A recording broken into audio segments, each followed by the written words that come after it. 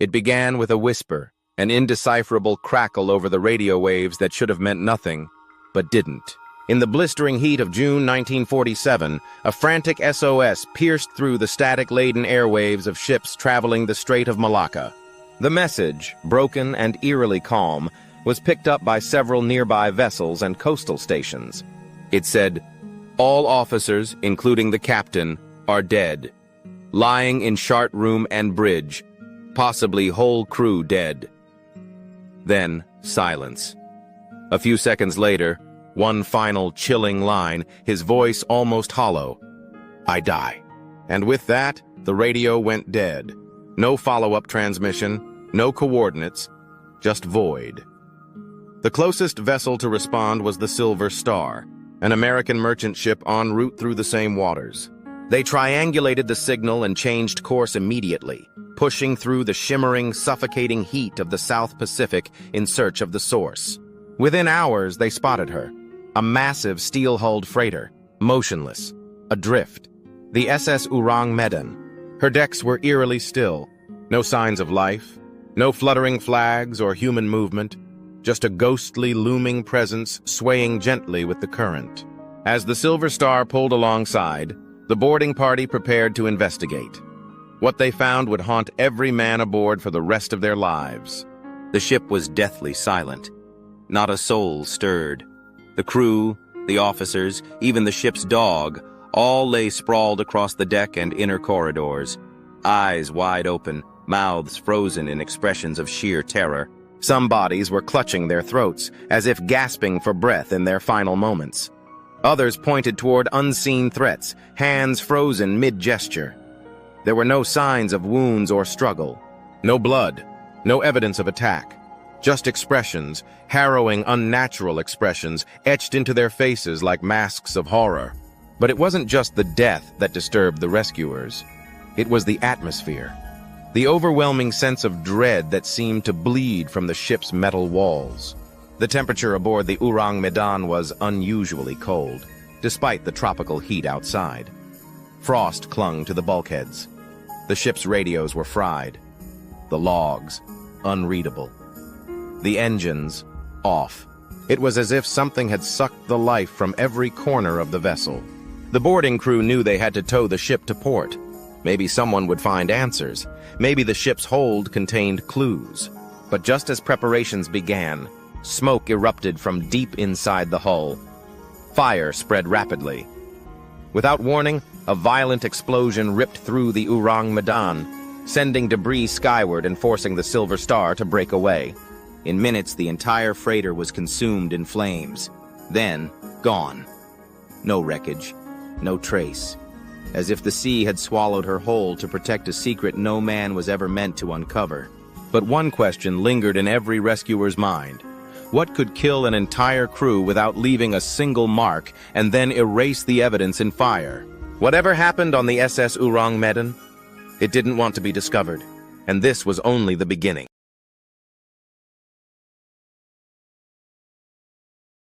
The explosion that consumed the Ourang Medan should have closed the chapter. A tragic maritime accident. A ship lost to the sea. A case sealed by fire and forgotten by time. But it didn't end there. In the weeks following the incident, strange reports began surfacing from the ships that had picked up the original SOS. Radio operators, seasoned veterans of the sea, swore the message had come from a position where no vessel should have been. The Ourang Medan, according to Dutch maritime records, wasn't even listed in official registries. No home port, no shipping company, no cargo manifest. It was a ghost, sailing under a name the ocean itself seemed to forget. And yet, it had existed. The Silver Star crew had seen it, boarded it, touched the cold steel of its lifeless hull. So why was there no record of her construction? No history? No paper trail? Anomalies kept stacking up like waves against the bow. Survivors from the Silver Star began experiencing vivid nightmares, visions of frozen corpses staring up from black water, of whispers echoing through steel hallways, of something unseen, watching. Some resigned their posts. Others disappeared altogether, walking off ships mid-voyage, never to return. Meanwhile, rumors crept into maritime circles, hushed at first, then louder. Whispers of secret cargo, unmarked barrels stored deep within the Ourang Medan's hold. A theory surfaced, dark and forbidden, that the ship had been smuggling chemical or biological weapons, nerve agents left over from the war. Some claimed it was part of a covert post-World War II operation involving the Allies and remnants of Japanese Unit 731, the notorious division known for grotesque human experimentation in the Pacific Theater. Could the crew have been exposed to something experimental? Something volatile? That might explain the expressions, the contorted bodies, the eerie frost despite the tropical heat. Some even speculated that the ship's chilling atmosphere was the result of rapidly expanding gases or an improperly sealed container leaking chemicals that suffocated the crew in seconds. But if that were true, why was the ship unregistered? Why the complete erasure from naval archives? Who would risk transporting such deadly material through one of the world's busiest shipping lanes, and why? Then came an even more disturbing theory, one that didn't involve chemical weapons, or espionage, or science, one that chilled the blood of even the most skeptical sailors. Some believed the Ourang Medan had fallen victim to something ancient, something not of this world. There were stories. Sailors from the Dutch East Indies told of water spirits and death winds that roamed the Malacca Strait. Old folklore whispered of cursed vessels that would appear out of nowhere, black ships carrying the souls of the damned, doomed to drift eternally. Ships that brought death to those who dared to answer their calls. Some even claimed that the Ourang Medan was never meant to be found, that the SOS was a trap. A siren song broadcast through steel and radio waves, pulling the curious closer to a fate they couldn't see. But even these dark tales couldn't explain one final terrifying fact. When the Silver Star crew reported the incident, they were met with silence. Not disbelief, not mockery. Silence. No investigation followed, no inquiry, no mention of the ship ever again, as if the world had been ordered to forget. But what force could suppress an entire maritime catastrophe? And what was so dangerous aboard that ship? It had to be erased from history?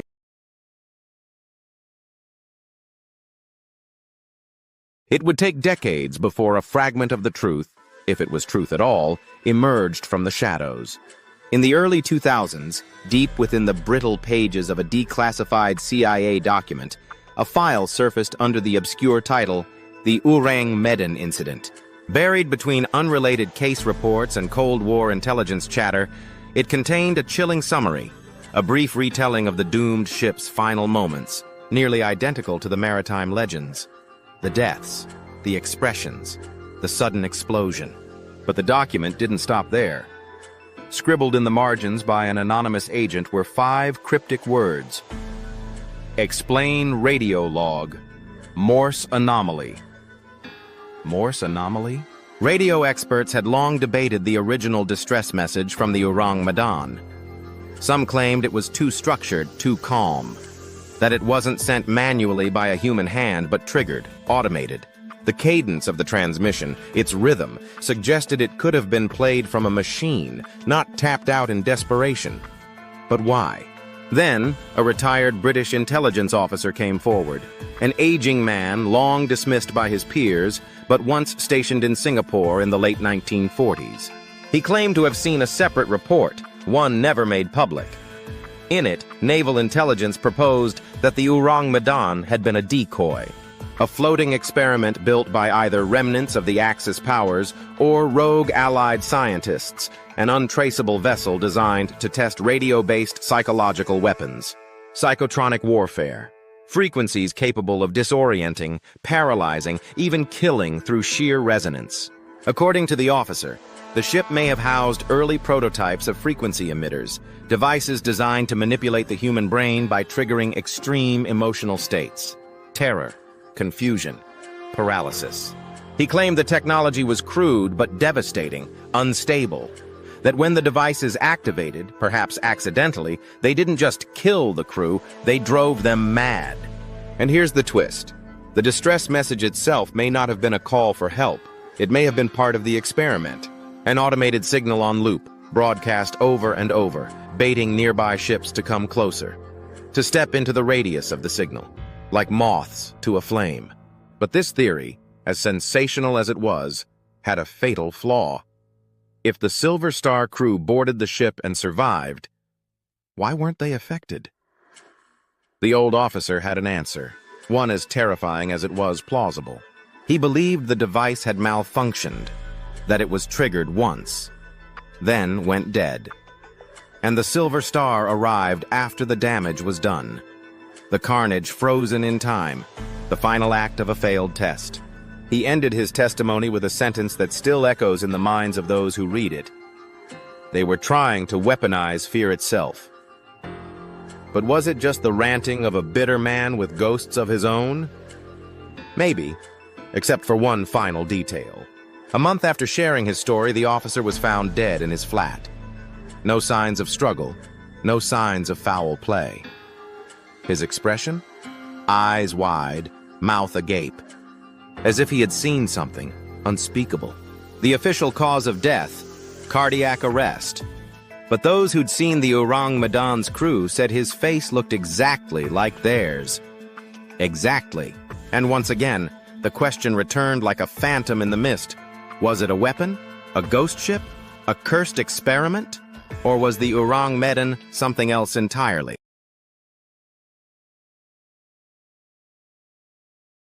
It was nearly 70 years after the incident when a rotting trunk surfaced in a Manila estate sale, its iron clasps rusted shut, its contents long forgotten by time. Inside was a collection of tattered naval maps, mold-eaten journals, and a leather-bound logbook marked in Dutch. The seller had no idea what he was holding. The journal belonged to a man named Cornelis van Houten, a former radio technician and part-time shipwright who had reportedly worked for an unknown shipping operation in the Dutch East Indies. Though much of the ink had faded and the pages had suffered the bruises of the tropics, a handful of entries were still legible. One name recurred again and again: Ourang Medan. In a trembling scrawl, Van Houten detailed a retrofit operation on an unnamed freighter, describing instructions that came not from Maritime Command, but from a consortium of foreign men in dark coats, speaking German, English, and an unrecognizable dialect. He wasn't given the ship's destination, only the task: install a reinforced, shielded compartment below deck, airtight, sealed with iron and lead lining. The contents of the compartment? Unknown. But he made notes. One in particular stood out.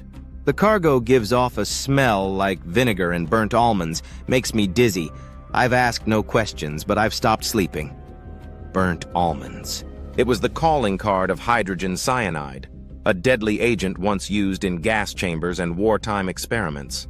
If that was what had been sealed in the Ourang Medan, it could explain the sudden, inexplicable deaths. But not the expressions, not the frost, not the silence that followed. Then came a final entry, dated just 1 week before the ship's ill-fated voyage. Today they brought in the caged monkeys. I asked why. One of the foreigners said, "We must know how the mind fractures. I do not wish to return to this ship, but they have paid me well. Too well." That was the last Van Houten ever wrote. No one knows what became of him. No death certificate, no obituary, nothing. But the implications of his journal sent ripples through the few researchers who managed to verify it. This wasn't a merchant ship gone rogue. It was a floating test chamber, a sealed experiment in psychological warfare, chemical toxicity, or perhaps both. A place where ethics were as disposable as crewmen. If his account was real, it meant the Ourang Medan wasn't an accident, but a controlled detonation, a cleanup. But who were they? Who had the power to erase a ship from maritime logs, silence every report, and ensure the only surviving clues were buried in moldy trunks and redacted documents?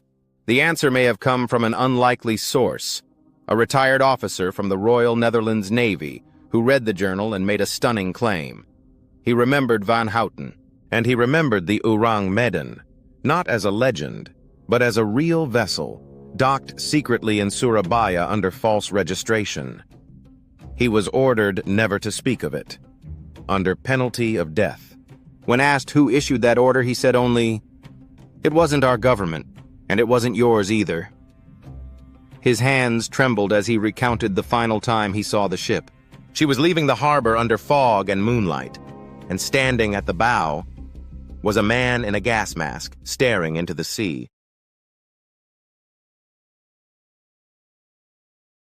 In 2014, a private maritime archaeology firm conducting sonar sweeps off the coast of Indonesia stumbled across a curious anomaly, an object resting deep beneath the seabed in the Strait of Malacca. Buried beneath decades of sediment and coral, it was the approximate length and structure of a mid-20th century cargo freighter. There were no identifying marks, no records of any wreck at that location, but deep diving equipment revealed scattered, eroded remnants of metal, warped and burned. Among them, fragments of bulkhead with Dutch inscriptions and a severely corroded engine tag bearing the partial imprint. Medan. The team didn't celebrate. They were spooked. A local diver, one of the first to descend, refused to return after his first dive. He surfaced, trembling, pale, unable to speak for nearly an hour. When he finally did, all he could say was, there were no fish. In waters usually teeming with life, the area around the wreck was disturbingly barren. No coral growth, no aquatic activity, as if the ocean itself had abandoned the place. And then, the equipment failures began. Malfunctioning drones, scrambled audio feeds, flickering monitors. The deeper they probed, the stranger it got, until they heard it. A low, rhythmic clicking coming from inside the wreck. It wasn't the sound of collapsing metal or the pressure of deep water. It was deliberate, repetitive, like a code. One technician, a former naval cryptographer, ran the audio through translation software out of curiosity. He expected nothing, but the software spit out something terrifying. All dead, chartroom, bridge, I die. The exact words from the 1947 SOS transmission. But this wasn't a playback. This was live. Panic spread quickly. The mission was aborted, and the firm was quietly shut down weeks later. No further exploration was made public. No official statement was ever released. Every researcher involved signed airtight non-disclosure agreements, enforced with silent severity. But one junior technician, disillusioned and disgusted by the cover-up, leaked fragments of the audio to an underground forum frequented by ex-military analysts and conspiracy researchers. The file, known only as Echo Deep 5, was dissected for months. Most dismissed it as a hoax, but a few experts believed the pattern wasn't just Morse code. They said it contained modulated frequencies, similar to infrasound weapons developed by secret programs during the Cold War, the kind of frequencies that can trigger panic, nausea, even death. And then came a question no one wanted to ask aloud. What if it's still active? What if the Ourang Medan wasn't just a failed experiment, but a self-sustaining one? A floating tomb programmed to lure, trap, and silence.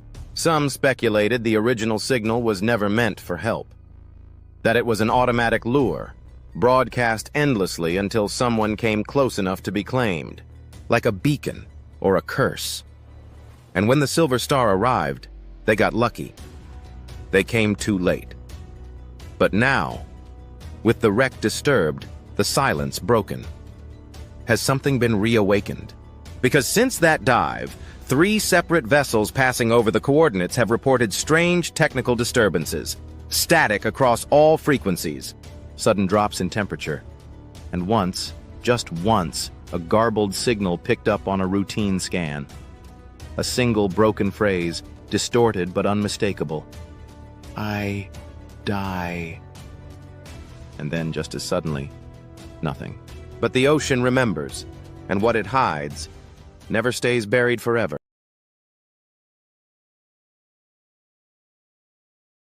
The world has moved on. The shipping lanes of the Malacca Strait are busier than ever. Freighters, tankers, and passenger ships now pass over the waters where the SS Ourang Medan once drifted silently, unnoticed, unclaimed, and unexplained. But every now and then, something happens. A flare goes up. A distress signal is caught and quickly dismissed as interference. A ship reports sudden, inexplicable engine failure near the same stretch of sea, followed by silence. They say the sea forgets, but the sea never forgets. In 2021, a university research vessel out of Singapore quietly dispatched a new deep-sea submersible to revisit the site where the anomaly was first recorded, where sonar had once hinted at the remnants of a ship erased from every known archive. The team was young, curious, skeptical. They believed in science, not ghosts, not Cold War conspiracies, not death ships haunted by their own unfinished broadcasts. For 14 hours, the sub sent back footage, grainy but unmistakable, twisted beams, shattered hull plates, a bridge warped and split but still recognizable in structure. No identifying numbers, no manufacturer's stamps, nothing you'd expect from a ship of its era. But there was one thing, a single preserved door. Sealed, its metal frame fused shut by heat or something else. On its rusted surface, scrawled in faded red paint, "Niet openen." Do not open. They didn't. They couldn't. The sub's manipulator arms weren't equipped to cut through the fused steel, but the footage was clear enough. Analysts pored over it for days, some claiming to see claw marks around the edges of the door. Others saw fingerprints, but no one could agree, because the footage was never released. The lead researcher, Dr. Elias Tan, disappeared 2 weeks later. No sign of struggle, no missing persons case filed. The university issued a vague statement. Dr. Tan has taken an indefinite sabbatical for personal reasons. His colleagues never heard from him again. Only one message was found. A voice memo recovered from his personal phone, unsent and buried in his drafts folder. His voice was shaking. "I think we brought something back. It's not a virus, it's not radiation, it's something else. A pattern, a resonance. We've been hearing it in the lab late at night, through the walls. I'm not sleeping anymore. My thoughts aren't my own. I dream in static now." That was the last known trace of Dr. Elias Tan. Whatever lies sealed in the belly of the Ourang Medan, be it failed military science, a cursed signal, or something older than human knowledge, remains undisturbed at the bottom of the ocean. Unclaimed. Waiting. And sometimes, late at night, amateur radio hobbyists scanning global frequencies claim they still hear it. A faint tapping. A broken whisper. The same words. Always the same words. All dead. Chartroom. Bridge. I die. No voice. Just the signal. Is it an echo? A replaying ghost in the wires? Or is it something else? Still reaching, still calling, hoping someone, anyone, will answer. In the end, the SS Ourang Medan gave no final revelation. No government explanation, no confession, only silence. And in that silence, something waits, something unspeakable.